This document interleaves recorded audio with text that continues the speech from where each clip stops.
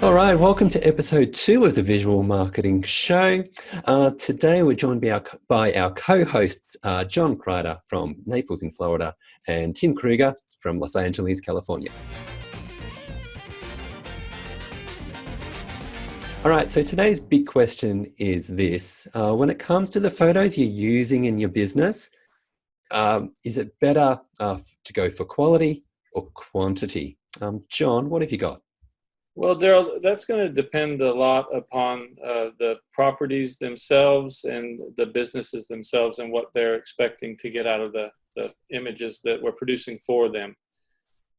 In real estate, for instance, some of the higher end luxury properties, the more experience the agent has with marketing these higher end properties, I do find that the less images they are looking for from the beginning. It depends also on how much is just the home they're selling, or are they selling more lifestyle around, more amenities. Some of the big high-rise condominiums, they have a lot of pool areas. They're right on the beach. They want aerial shots. They want clubhouse shots, fitness centers, all of that. So I guess it just depends a lot on how much they want to put into the listing marketing material itself as to how many photos they think they'll need. Again, a lot of the higher end agents seem to understand that less is more sometimes, even if it's a huge property. Yeah, good. Yeah, totally get that. Tim, have you got any statistics on any of that? Actually, I do, and I spoke to an agent who was working with Sotheby's, and they did questionnaire and found out that the sweet spot was about 20 photos for any listing, any size. And I always tend to advise towards less, and I think the sweet spot is about 15. John, so you work with a lot of agents in the real estate market there in Naples. What do most agents there in Naples say about this? What have you found? Well, like I said, most agents, we have two main MLS systems here, and it's funny because one of them only allows 18 photos on the MLS listing. The other one, the bigger one in the area, just went to 35 photos allowed per listing. And a lot of the older seasoned agents, they'll, for instance, I do have one agent that I do a lot of work for, and he's the top producer in Naples, which is that's to say a lot. And the homes he does are quite big, but he goes in there with an art director and one or two assistants, and they'll schedule me for 4 or 5 hours in the morning, and we'll only be planning on doing maybe 10 or 12 pictures. So, we'll go through the property very slowly, make a lot of changes. And that's really all he's looking for. Then he'll schedule me to come back for twilight, maybe 3 or 4 twilight shots, and that'll be it. And he'll have a multi-million-dollar listing that he'll put up with maybe 16, 17 photos. And that seems to be, and he's definitely getting success by that method. Right, yeah, so fairly low number. Yes. Yeah. And some of the newer agents in the business, and when I say newer, they'll have been doing it for maybe 5 or 6 years, but they're the ones that want everything. They want, did you get a picture of the laundry room? I know that it doesn't look good, but I need a picture of the laundry room. How about the powder room? And it's a 3-bedroom, 2-bath, and they'll want 35 photos. So it just depends on what they want to walk away with. Yeah, cool. All right, thanks, John. Tim, let's have a look at like your luxury brands, your high-end brands in those other industries. Do you find they go for quantity or quality in your experience? The high-end brands that I have worked with are definitely into the quality and not quantity. They would rather show the feeling as opposed to cram everything down your throat visually. And I enjoy working that way too, because we could spend up to an hour and a half for one image, just making it look extremely nice, as opposed to trying to run around a location and shoot 50 images in 8 hours. So yeah, it's definitely quality over quantity. Yeah. Okay. Okay. So, John, then what do you think that focus on quality over quantity? What does it say about a brand and what's really important for them? Well, that goes back to it's very difficult to have people understand what a good image and what a quality image can do for their brand, as opposed to just pushing the material out. And for instance, when working with larger hotel and resort chains, they tend to understand that when we come in there to photograph a property for them, they'll already know exactly what they need, and they'll have everything laid out, and they'll understand that we're there, like Tim said, to produce the best image we can, no matter what the time takes.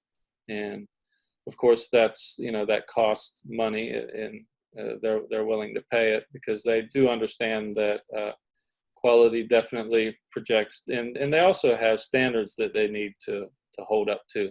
The bigger companies do. It's now time for a segment that we call What Do You Do Now? And this is where we talk about different industries and what they need to be doing in response to our conversation here about quantity versus quality.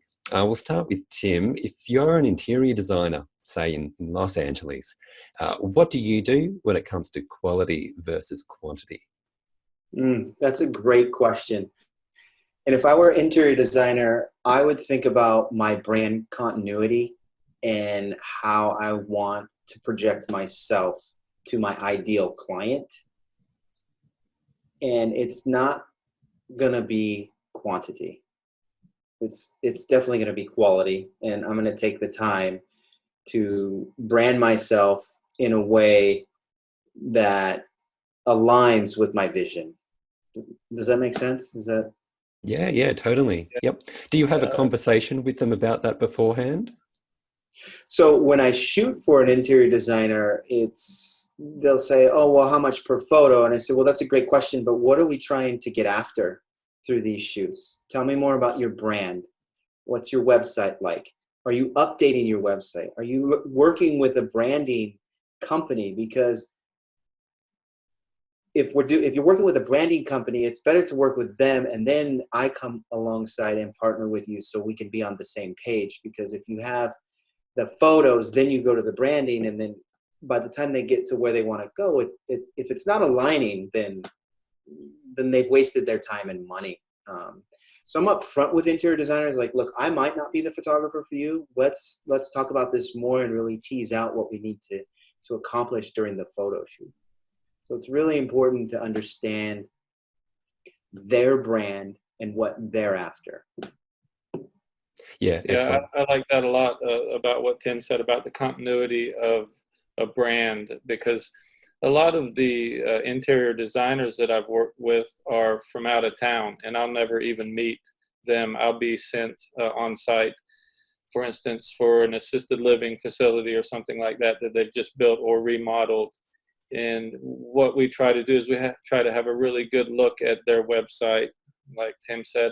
And even then, you have to dig deeper into each particular property and what they're trying to show, depending on the location that it's in. So if you have more than one location, say one is in Arizona, one is in Southern California, and one is in Florida, they might want the look of each property's images to be a little bit different. And again, like Tim said, they have to have a really good look at my style of photography and editing, and make sure that, what I can produce. So I'm not going in there saying, okay, I'm going to try to copy exactly what they're trying to look at.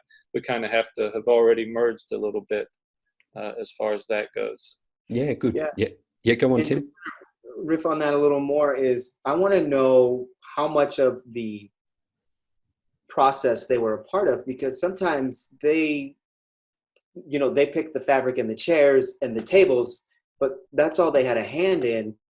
And if I'm focusing on how the big space, it has to make sense. Like, I have to know how much you've been a part of this process, because they're brought on for small things or big things. So it's getting really clear, like John said, about, like,